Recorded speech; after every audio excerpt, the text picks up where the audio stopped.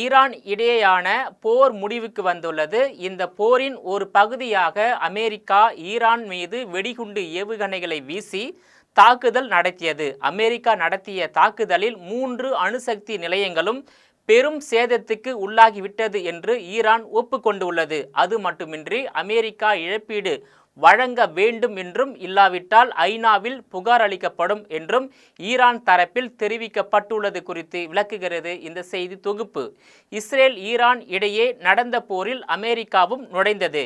இஸ்ரேலும் ஈரானும் மாறி மாறி ஏவுகணைகள் மூலம் தாக்கி கொண்டன. இதற்கிடையே திடீரென்று இஸ்ரேலுக்கு ஆதரவாக போரில் நுழைந்த அமெரிக்கா இஸ்ரேலுக்கு ஆதரவாக ஈரானை குறிவைத்து தாக்கியது. ஈரான் அணுகுண்டு தயாரிக்க கூடாது என்பதுதான் இஸ்ரேல் அமெரிக்காவின் பிரதான நோக்கமாக இருந்து வருகிறது. அதனை மனதில் வைத்தே இரு நாடுகளும் ஈரானிடம் போரிட்டன. கடந்த 22ஆம் தேதி திடீரென்று அமெரிக்கா ஈரானில் உள்ள 3 முக்கிய அணுசக்தி நிலையங்கள் மீது குண்டு வீசியும் ஏவுகணைகளை வீசியும் தாக்குதல் நடத்தியது. ஈரானில் உள்ள அணுசக்தி நிலையங்களை குறிவைத்து அமெரிக்கா தாக்குதல் நடத்தியது. இந்த 3 அணுசக்தி நிலையங்களில்தான் ஈரான் தனது அணு ஆயுதம் தயாரிப்புக்கான யுரேனியத்தை செறிவூட்டி வந்த நிலையில் அதனை குறிவைத்து அமெரிக்கா தாக்கியுள்ளது. இதற்கு இராணுவம் பதிலடி கொடுத்தது. கத்தாரில் உள்ள அமெரிக்காவின் விமானப்படை தளத்தின் மீது ஈரான் ஏவுகணை தாக்குதல் நடத்தியது. இதையடுத்து மோதல் வலுத்தது. அமெரிக்கா போரை நிறுத்த இஸ்ரேல் மற்றும் ஈரான் ஆகியவற்றுடன் பேச்சுவார்த்தை நடத்தியது.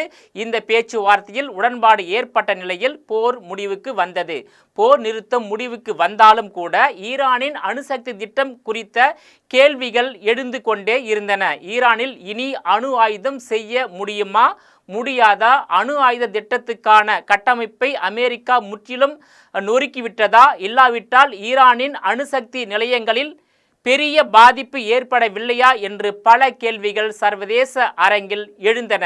அது மட்டுமின்றி ஈரான் முன்னெச்சரிக்கையாக 400 கிலோகிராம் செறிவூட்டப்பட்ட யுரேனியத்தை பத்திரப்படுத்தி உள்ளது. இதன் மூலம் 10 அணு ஆயுதங்களை தயாரிக்கலாம் என்ற தகவல்கள் வெளியாகி உள்ளன. இதனால் இஸ்ரேல் அமெரிக்கா சேர்ந்து ஈரான் மீது நடத்திய தாக்குதல் அந்த நாட்டின் அணுசக்தி திட்டத்தை மொத்தமாக முடக்கவில்லை. ஈரான் மீதான தாக்குதலில் அந்த நாட்டின் அணுசக்தி திட்டம் 2 மாதம் வரை பின்னுக்கு சென்றுள்ளது என்றே கூறலாம். இதில் இருந்து ஈரான் மீண்டு வரலாம் என்று அமெரிக்கா உளவுத்துறை தெரிவித்து உள்ளது.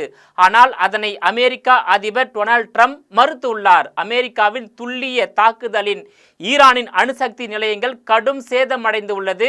ஈரான் அணு ஆயுதம் தயாரிக்கும் திட்டத்தில் 10 ஆண்டுகள் வரை பின்னோக்கி சென்றுவிட்டது என்றும் அமெரிக்கா அதிபர் டொனால்ட் ட்ரம்ப் தெரிவித்து உள்ளார்.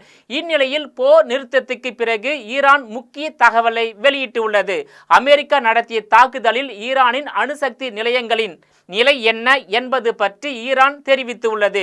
இது தொடர்பாக ஈரான் வெளியுறவுத்துறை அமைச்சகத்தின் செய்தி தொடர்பாளர் இஸ்மாயில் பாகே கூறுகையில், நாட்டில் உள்ள அணுசக்தி நிலையங்கள் மீது அமெரிக்கா நடத்திய தாக்குதலில் மோசமாக சேதமடைந்துள்ளதாக தெரிவித்துள்ளார்.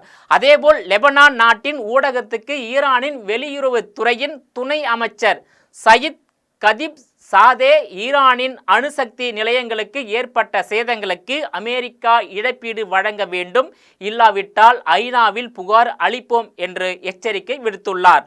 போர் நிறுத்தம் தொடர்பாக இஸ்ரேலுடன் எந்த ஒரு எழுத்துப்பூர்வ ஒப்பந்தமும் செய்யவில்லை. ஒப்பந்தத்தின் சாராம்சம் இஸ்ரேலின் ஆக்கிரமிப்பை நிறுத்துவதாகத்தான் உள்ளது என்றார்.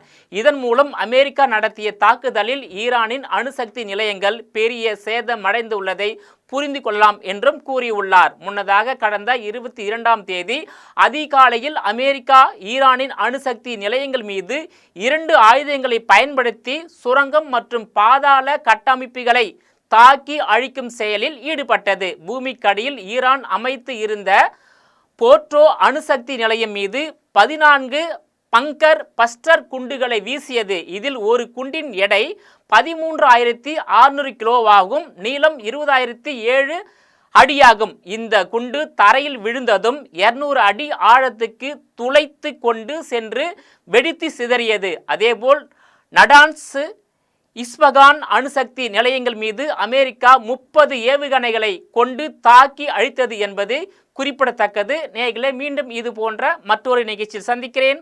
அதுவரையில் உங்களிடமிருந்து விடைபெறுவது நான் உங்கள் விஜயபாலன்.